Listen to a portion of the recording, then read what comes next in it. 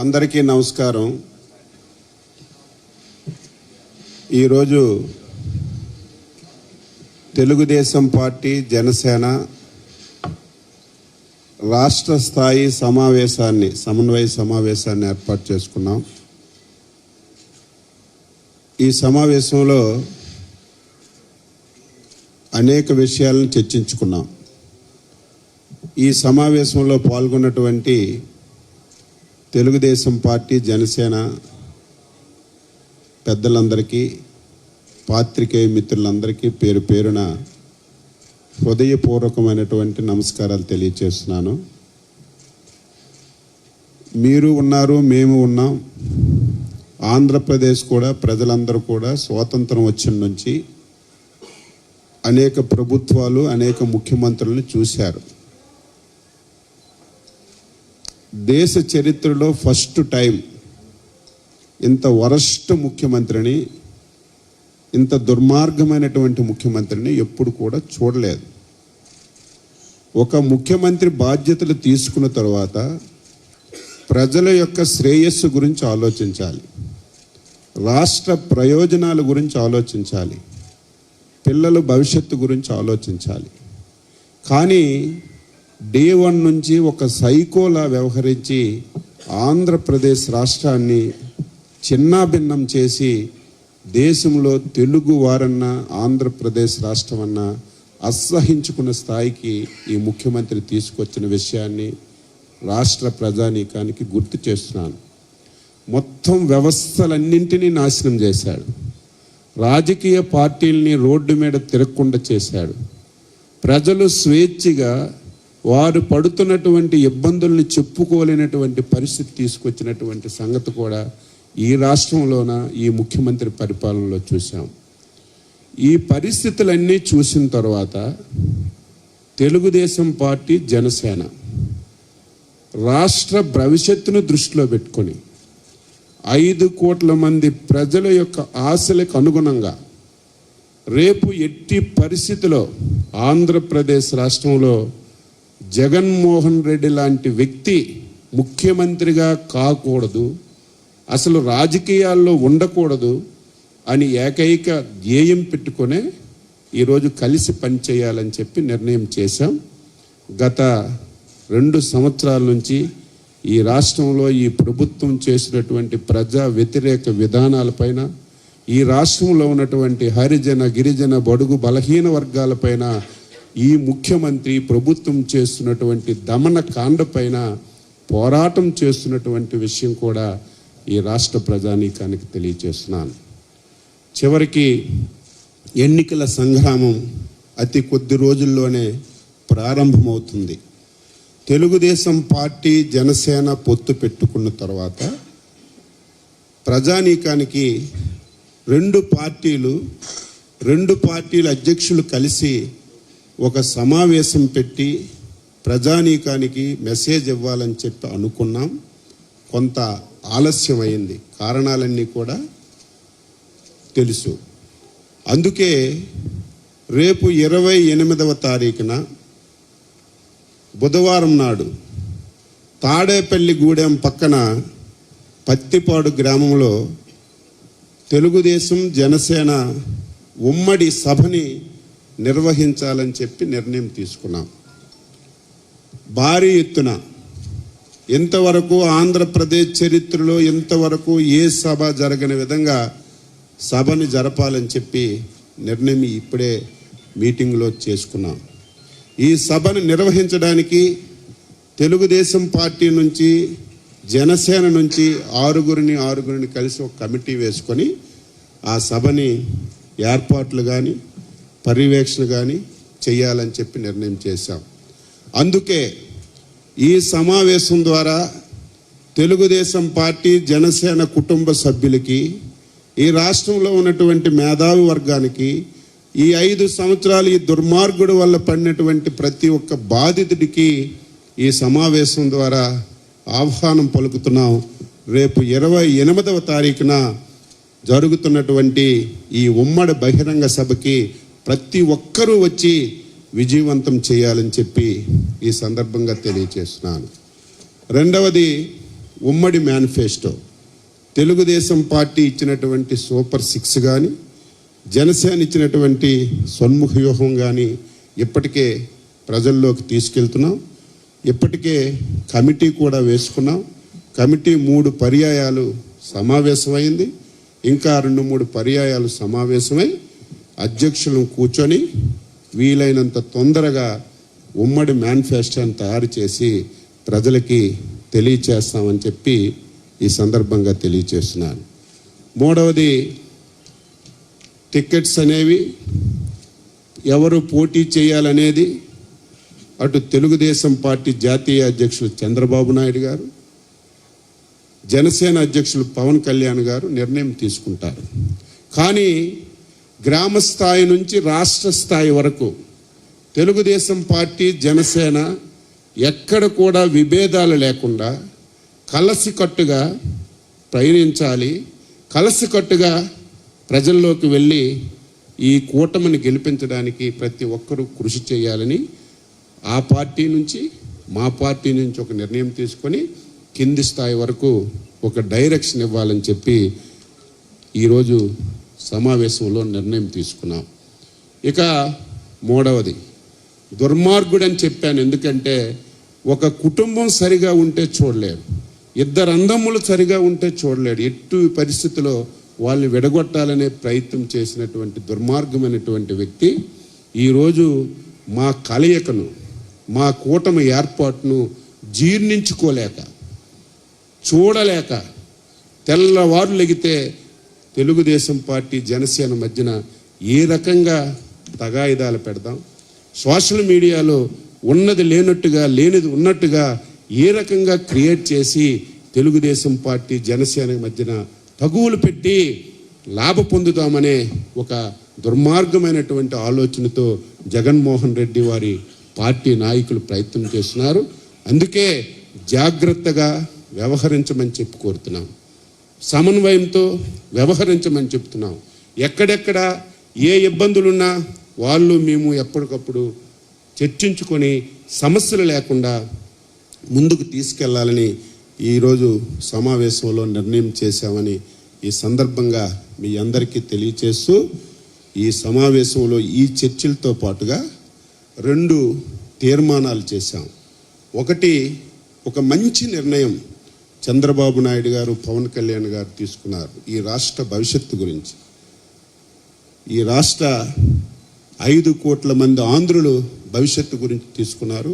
ఈ తీసుకున్న నిర్ణయాన్ని ఎక్కడ ఏ ఒక్కరూ విభేదించకుండా గ్రామ స్థాయి నుంచి రాష్ట్ర స్థాయి వరకు అటు జనసేన నాయకులు కానీ, ఇటు తెలుగుదేశం పార్టీ నాయకులు కానీ ఆనందపడి ఈ కలయికని స్వాగతించారు.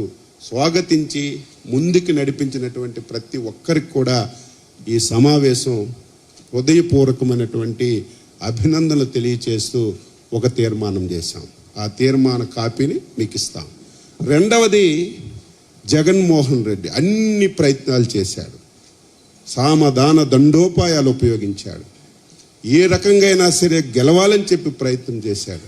కానీ 5 సంవత్సరాల్లో ఈయన చేసినటువంటి దుర్మార్గం వల్ల ఈ ఆంధ్రప్రదేశ్ రాష్ట్రంలో నేను 5 సార్లు ఎమ్మెల్యే అయ్యాను. ఒక ప్రభుత్వం మీద, ఒక ముఖ్యమంత్రి మీద వ్యతిరేకత చూశాను. కొన్ని ప్రాంతాల్లోనూ, కొన్ని వర్గాల్లోనూ చూశాం. కానీ ఫస్ట్ టైం 5 కోట్ల మంది ప్రజలు అసహించుకున్నటువంటి ప్రభుత్వం, ముఖ్యమంత్రి ఎవరైనా ఉన్నారంటే అది జగన్మోహన్ రెడ్డి. ఏ సర్వేలు చూసినా, ఎవరి నోటు విన్నా, ఎవరు చర్చించుకున్నా జగన్మోహన్ రెడ్డి చిత్తుగా ఓడిపోతాడని చెప్పి చెబుతున్నటువంటి తరుణంలో చివరి ప్రయత్నంగా ఇక నా చేతిలో లేదు, ఎట్టి పరిస్థితుల్లో గెలవనని చెప్పి తెలిసి ఈ రాష్ట్రంలో అల్లకల్లోలాలు సృష్టించడానికి ప్రయత్నం చేస్తున్నాడు. ఈ రాష్ట్రంలో ఒక అలజడిని సృష్టించడానికి ప్రయత్నం చేస్తున్నాడు. అందులో భాగంగానే ఈ మధ్యకాలంలో మీడియా మీద విపరీతమైనటువంటి దాడులు. ఈరోజు ఆంధ్రజ్యోతి ఫోటోగ్రాఫర్ పైన కానీ, ఈరోజు కర్నూలులో ఈనాడు కార్యాలయం పైన కానీ ఎవరైనా సరే ఈ వైసీపీ నాయకులు చేస్తున్నటువంటి అవినీతిని కళ్ళకి కట్టొచ్చినట్టుగా వారి డ్యూటీని వాళ్ళు చేస్తుంటే వాళ్ళ మీద విపరీతంగా దాడులు చేసి ఈరోజు హత్యాయత్నం కూడా చేస్తున్నటువంటి ఈ ప్రభుత్వం తీసుకున్నటువంటి ఈ కార్యక్రమాన్ని తీవ్రంగా ఈ కమిటీ వ్యతిరేకించి ఈరోజు ఒక తీర్మానం చేశాం. ఇదేదో ఆంధ్రజ్యోతి మీదో ఈనాడు మీదో XY మీద జరిగినటువంటి దాడి కాదు, ఇది ప్రజాస్వామ్య వ్యవస్థ పైనటువంటి దాడి అని చెప్పి మేము అనుకొని ఇది కూడా ఖండిస్తూ ఈరోజు ఈ తీర్మానం చేశాం. ప్రజలారా అప్రమత్తంగా ఉండండి. మన మధ్యన కూడా తగాయిదా పెడతాడు, కులాల మధ్యన తగాయిదా పెడతాడు, వ్యక్తుల మధ్యన తగాయిదా పెడతాడు. ఈ రాష్ట్రంలో శాంతి భద్రతలు లేవని చెప్పి ఆ రకంగా లబ్ధి పొందాలని ప్రయత్నం చేసే కుట్ర ఈ రాష్ట్రంలో జరుగుతుంది. ప్రతి ఒక్క పౌరుడు దీన్ని గమనంలోకి తీసుకొని రేపు ప్రజాస్వామ్యబద్ధంగా ఎన్నికలు జరగడానికి, మళ్ళీ ప్రజాప్రభుత్వాన్ని, రామరాజ్యాన్ని ఈ రాష్ట్రంలో ఏర్పాటు చేసుకోవడానికి ప్రతి ఒక్క పౌరుడు సహకరించాలని, సహకరిస్తారని చెప్పి ఆశిస్తూ రేపు 28 మీటింగు సక్సెస్ చేయడానికి ప్రతి పౌరుడు సహకరించాలని చెప్పి కోరుతూ అందరికీ నమస్కారం. అందరికీ నమస్కారం అండి. ఈరోజు జరిగిన రాష్ట్ర స్థాయి సమన్వయ committee, Janasena party, Telugu Desam party నాయకులు అనేక అంశాలపైన చర్చించాం. అచ్చెన్నాయుడు గారు మీకు పూర్తి స్థాయిలో వివరించారు. అన్నిటికన్నా ముఖ్యమైనది ఏంటంటే రాష్ట్ర ప్రయోజనాల్ని దృష్టిలో పెట్టుకుని ఎట్టి పరిస్థితుల్లో కూడా ప్రతిపక్ష ఓటు చిలనివ్వకూడదు, ఈ రాష్ట్రంలో వైఎస్ఆర్సీపీ విముక్త ఆంధ్రప్రదేశ్గా చేయాలని మా పార్టీ అధ్యక్షులు పవన్ కళ్యాణ్ గారు తీసుకున్న నిర్ణయం మేరకు ఇరు పార్టీల నాయకులు కూర్చుని అనేక సందర్భాల్లో చర్చించి ఎక్కడ కూడా సమన్వయంలో లోపం లేకుండా, అది సీట్ల విషయంలో కానివ్వండి, క్షేత్రస్థాయిలో, నియోజకవర్గ స్థాయిలో కానీ, జిల్లా స్థాయిలో కానీ జరిగే అనేక సమావేశాల్లో కానివ్వండి, ఇరు పార్టీల నాయకులు అనేక సమావేశాల్లో కూడా ఒక మంచి భావనతోటి ఏర్పాటు చేసి రాష్ట్ర ప్రజలను దృష్టిలో పెట్టుకుని ముందుకెళ్ళింది మనందరం కూడా చూసాం. దాన్ని ఈరోజు ఈ సమావేశాల్లో ప్రత్యేకంగా అభినందించాం. అనేక సమావేశాల్లో కూడా పెద్దలు చంద్రబాబు నాయుడు గారు కానీ, పవన్ కళ్యాణ్ గారు కానీ ఒకే మాట చెప్తున్నారు, మా క్యాడర్కి కలిసి పనిచేసుకోవాల్సిన సమయం ఆసన్నమైంది, సాక్రిఫైజెస్, త్యాగం చేయాల్సిన పరిస్థితి వస్తే మనందరం కూడా సిద్ధంగా ఉండాలి. ఎందుకంటే ఇది కేవలం మన ప్రజల క్షేమాన్ని దృష్టిలో పెట్టుకుని, మన భవిష్యత్తులో మనం చేయబోయే కార్యక్రమాలు దృష్టిలో పెట్టుకుని మనం ముందుకెళ్ళాలనే ఆలోచనతోటి ఈ సమావేశంలో వాళ్ళు చేసిన కార్యక్రమాన్ని అందరిని కూడా అభినందించడం జరిగింది. 28వ తారీఖున తలపెట్టబోయే ఈ భారీ బహిరంగ సభ ఒక అద్భుతమైన సభగా ఖచ్చితంగా రాష్ట్ర ప్రజలకి, ఎన్నికలకి శంఖారావంగా చేయబోయే కార్యక్రమాలు ఏ విధంగా సిద్ధమవుతున్న దానిపైన వివరించుకుంటూ ప్రజలకి ఇంకా అంకిత భావంతో పనిచేయడానికి మరొకసారి ఒక చక్కటి సభ ఏర్పాటు చేయాలని నిర్ణయించుకున్నాం. ప్రతి ఒక్కరు కూడా ఇది ఒక బాధ్యతగా ఇరు పార్టీల నాయకులు క్షేత్రస్థాయిలో, జిల్లా స్థాయిలో, నియోజకవర్గ స్థాయిలో, మండల స్థాయిలో, అదేదో కేవలం ఉభయ గోదావరి జిల్లాలకి సంబంధించిన సభనే కాదు, రాష్ట్ర వ్యాప్తంగా నాయకులందరినీ కూడా ఆహ్వానిస్తాం, అద్భుతమైన ఏర్పాట్లు చేస్తాం. కనీ విని ఎరిగిన రీతిలో ఒక మంచి రాజకీయ సభను ఏర్పాటు చేసి ఈ విధంగా మన భవిష్యత్తు ఉండబోతుందనేది ప్రతిబింబించే విధంగా, ప్రతి ఒక్కరిని కూడా ఉత్తేజపరిచే విధంగా ఒక చక్కటి కార్యక్రమాన్ని ఏర్పాటు చేస్తామని సందర్భంగా తెలుపుకుంటున్నాం. అది తాడేపల్లిగూడెం దాటగానే జాతీయ రహదారిపైనే ఒక మంచి సభా వేదికని సెలెక్ట్ చేయడం జరిగింది. అక్కడ ఇరు పార్టీల నుంచి లాజిస్టిక్స్ టీమ్స్ ఆల్రెడీ క్షేత్రస్థాయిలో దిగి ఏర్పాటు చేయడానికి సిద్ధమవుతున్నాం. సుమారు 500 మంది ప్రత్యేక ఆహ్వానితులను పిలిచి వాళ్ళని డయాస్ పైన కూర్చోబెట్టి ఇరు పార్టీల నాయకులు రాబోయే రోజుల్లో మేము చేయబోయే అనేక కార్యక్రమాలని వివరించడమే కాకుండా ఒక మంచి కలయికతోటి, మంచి ఉద్దేశంతో ఈ కార్యక్రమాన్ని ముందుకు తీసుకెళ్తామని సందర్భంగా తెలుపుకుంటున్నాం. ఖచ్చితంగా ఈ రాష్ట్రంలో బై బై వైసీపీ అనే పరిస్థితి ప్రతి పౌరుడు కూడా ఈరోజు అదే విధంగా నినాదాన్ని ప్రజల్లోకి తీసుకెళ్ళడానికి ముందుకు వచ్చాడు.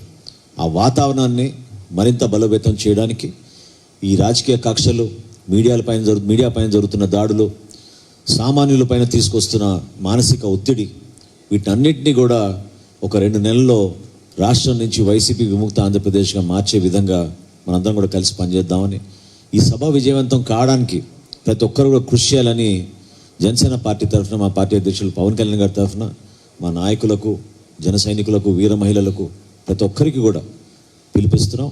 తెలుగుదేశం పార్టీ, జనసేన పార్టీ కలిసికట్టుగా ఒక అద్భుతమైన ప్రభుత్వాన్ని స్థాపించబోతున్నాం. ప్రత్యేకంగా యువతకు ఉపాధి అవకాశాలు, మహిళలకు రావాల్సిన భద్రత, రైతులకి అందించాల్సిన భరోసా, ఈ 3 అంశాలపైన ఈరోజు కూడా మేము మా సమావేశంలో చర్చించుకుని ఎట్టి పరిస్థితుల్లో కూడా మేనిఫెస్టోలో కొన్ని మంచి ప్రణాళికతో సిద్ధం చేసిన కొన్ని అంశాలని పెద్దలు రామకృష్ణుడు గారు కూడా అనేక సూచనలు చేశారు. వాటన్నిటిని కూడా పొందుపరిచి రాబోయే రోజుల్లో ఉమ్మడి మేనిఫెస్టో కూడా త్వరలోనే సిద్ధం చేస్తామని ఈ సందర్భంగా తెలుపుకున్నాం. Thank you.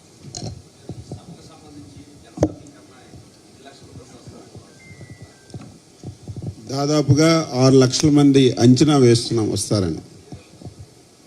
6 లక్షల మంది వస్తారని చెప్పి అంచనా వేస్తున్నాం. దానికి కావలసినటువంటి ఏర్పాట్లన్నీ కూడా చేస్తున్నాం. ఇంకా ఎక్కువ వస్తారు. కానీ దుర్మార్గమైన ప్రభుత్వం. డబ్బు కడతామంటే ఆర్టీసీ బస్సు ఇవ్వదు, ప్రైవేట్ వాళ్ళు ఇస్తే వాళ్ళ మీద కేసు. ఎవరైనా సరే ట్రాన్స్పోర్ట్ వాళ్ళు ముందుకు వస్తే వాళ్ళ లైసెన్సులు రద్దు చేయరు. ఎప్పుడు ఆంధ్రప్రదేశ్ రాష్ట్రంలో ఏ రాజకీయ పార్టీ మీటింగ్ పెట్టుకున్నా ఇంత దుర్మార్గంగా ఎప్పుడు లేదు. 3000 బస్సులు ఇచ్చారు. మొన్న మేము యువగలం సభకి నెత్తి నోరు కొట్టుకున్న బస్సులు ఇవ్వలేదు. ప్రైవేట్ వాళ్ళు ఇస్తే వాళ్ళ మీద కేసులు పెట్టారు. రేపు కూడా లాజిస్టిక్ చాలా ఇబ్బందులైనా సరే ఈరోజు జగన్మోహన్ రెడ్డి మీద యుద్ధం చేయడానికి 5 కోట్ల మంది సిద్ధపడ్డారు. కాబట్టి ఏ వాహనం దొరికితే ఆ వాహనం వస్తారు, కాలినడకన వస్తారు, నాటుబళ్ళ మీద వస్తారు. కాబట్టే 5 లక్షలు 6 లక్షలని అంచనా వేస్తున్నారు.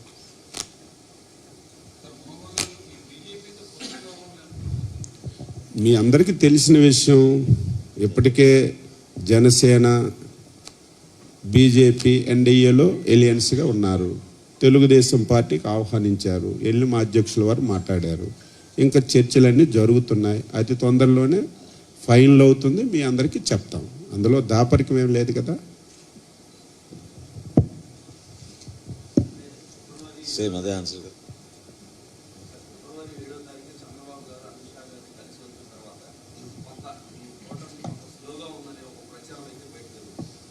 ఇప్పుడు ఎందుకు మరి మీటింగ్ ఎందుకు పెట్టుకున్నాం, రేపు సభ ఎందుకు పెట్టుకున్నాం? మొన్నటి వరకు మా యువ నాయకుడు 37 వరకు తిరిగి మా మీటింగ్లు పెట్టారు, కంటిన్యూగా మాట్లాడుతున్నారు. మీరు ఎవరికారు అన్వించుకోవచ్చు. కార్యక్రమాలన్నీ జరుగుతున్నాయి, ఒక పక్కన చర్చలు కూడా కొనసాగుతున్నాయి.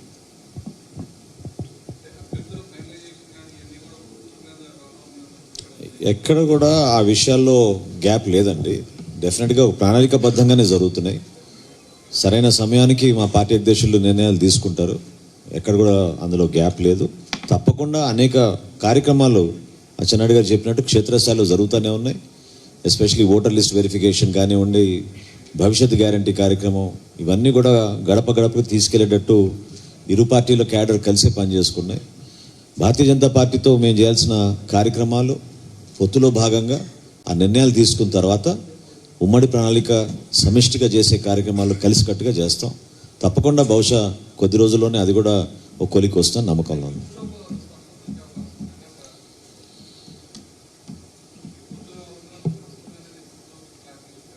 అతి త్వరలోనే ఆ నిర్ణయం తీసుకుంటారండి డెఫినెట్గా.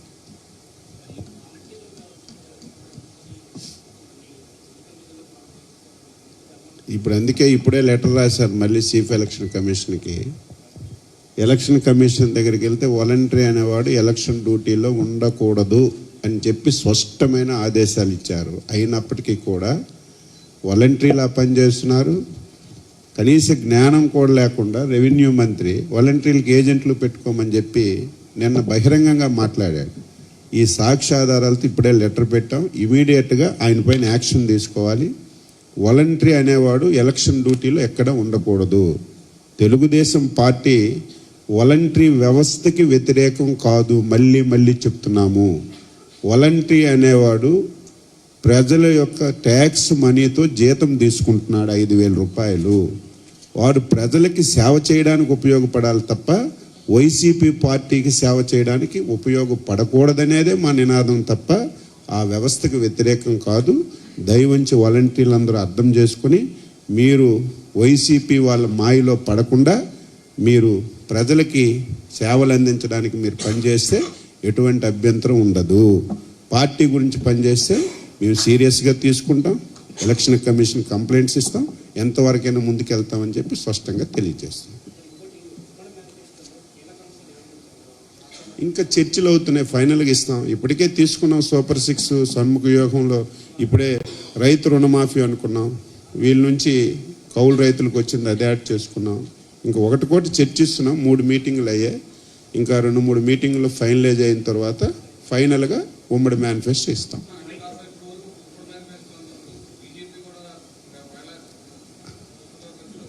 నీకు అన్ని అనుమానాలు వస్తున్నాయి పూర్ణ. వచ్చిన తర్వాత వాళ్ళతో కూడా జరిగితే అప్పుడు ఏం చేయాలి మళ్ళీ మాట్లాడతాం. అప్పుడు ఏది ఇంకంతవరకు ఏం డిస్కస్ చేయలేదు, చేస్తాం. ఇప్పుడు ఏవైతే సూపర్ 6 అనుకున్నామో అవి ముందుకు వెళ్తున్నాయి. ఫైనల్గా ఏం చేయాలో మాట్లాడతాం, అన్ని రకాలుగా చూస్తాం. 100% ఉంది, అన్ని దగ్గరలో ఉంది, ఎక్కడ గొడవలు పడ్డం కానీ ఏం లేదు. చాలా క్లారిటీగా చంద్రబాబు నాయుడు గారు, పవన్ కళ్యాణ్ గారు సామరస్యంగా చర్చలు జరిపారు, డిసైడ్ చేశారు. ఇంత సౌహృద వాతావరణంలో ఎప్పుడు జరగలేదు. అయితే అది తొందరలోనే నిర్ణయం తీసుకుంటాం. ఎక్కడ లేదు, చిన్న దగ్గర ఉంటే వాళ్ళు మేము మాట్లాడుకుని సరి చేస్తాం, ఎక్కడ ప్రాబ్లం లేదు. అందుకే చెప్పాము, ఇప్పుడు పొత్తులు ఉండేటప్పుడు కొంతమందికి ఇబ్బంది జరుగుతుంది, ఆ పార్టీ కానీ ఈ పార్టీ కానీ. అటువంటి వారందరికీ స్పష్టంగా ఇటు చంద్రబాబు నాయుడు గారు కానీ పవన్ కళ్యాణ్ గారు స్పష్టంగా హామీ ఇస్తున్నారు. మీరు అర్థం చేసుకోవాలి రాష్ట్ర ప్రయోజనాల గురించి. రేపు ప్రభుత్వం వచ్చిన తర్వాత ఎవరైతే ఈ పొత్తుల్లో సాక్రిఫైస్ చేశారో వారికి సముచితమైనటువంటి గౌరవం ఉంటుంది, సముచితమైనటువంటి స్థానం కూడా ఇవ్వడానికి 2 పార్టీ అధ్యక్షులు ఎప్పటికే మెసేజ్ ఇచ్చారు. అది కంపల్సరీగా అమలు చేస్తాం.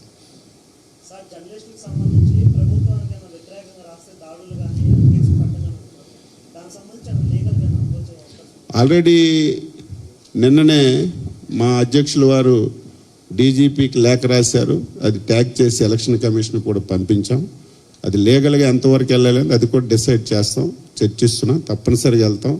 ప్రజాస్వామ్యంలో పాత్రికేయులంటే ఏదో ఒక అజమానికో లేకపోతే ఒక వ్యక్తికో ఒక వ్యక్తికి కాదు. ప్రజాస్వామ్యానికి మూల స్తంభంలో ఒక స్తంభం అది, వాళ్ళ డ్యూటీ అది. నా మీద వ్యతిరేకంగా రాశారు, మా మనోహర్ మీద రాశారు, చంద్రబాబు నాయుడు మీద రాశారు, ఎన్టీఆర్ మీద రాశారు, ఇందిరాగాంధీ మీద రాశారు. రాసేటప్పుడు ఒక రాజకీయ పార్టీ ఒక అవగాహన ఉన్నటువంటి వ్యక్తి అయితే మళ్ళీ మీడియా ముందుకు రావాలి. మీరు ఈ రకంగా రాశారు, ఇది అవాస్తవం, ఇందులో వాస్తవాలు లేదు, ప్రజాస్వామ్యంలో హక్కు ఇచ్చారు, అది లేకుండా నా మీద రాశాడని వెచ్చడవిడిగా దాడులు చేసి ఈ రకంగా కొడితే ఎంత దుర్మార్గం. ఇటువంటి పరిస్థితులు ఎప్పుడూ లేవు. అందుకే మా మనోహర్ గారు చెప్పినట్టుగా అన్నింటికి సకల రోగాలకి ఏకైక ముందు ఈ జగన్మోహన్ రెడ్డిని వైసీపీని బంగాళాఖాతంలో ఎంత తొందరగా మనం కలవగలిపితే తప్ప ఇంకా ఒకరు కాదు, ఎవరిని కదిపినా వాడు బాధితుడే. ఈ బాధితులన్నిటికీ పరిష్కారం 50 రోజుల్లో మళ్ళీ రాష్ట్రంలో రామరాజ్యం వస్తుంది, ఈ బాధలన్నీ పోతాయని చెప్పి తెలియజేస్తుంది.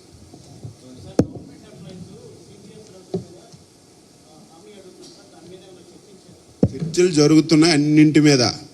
ఈ రాష్ట్రంలో 5 కోట్ల మంది చెప్పిన ప్రతి అంశం మీద అన్ని రకాలుగా చర్చిస్తున్నాం. ఏది పెట్టగలం, ఏది చేయగలం, ఏది చెయ్యలేం అనేది డిసైడ్ చేసి మేనిఫెస్టో ఇస్తాం. ఇదేం దాచుకోం, ఓపెన్గా రిలీజ్ చేస్తాం.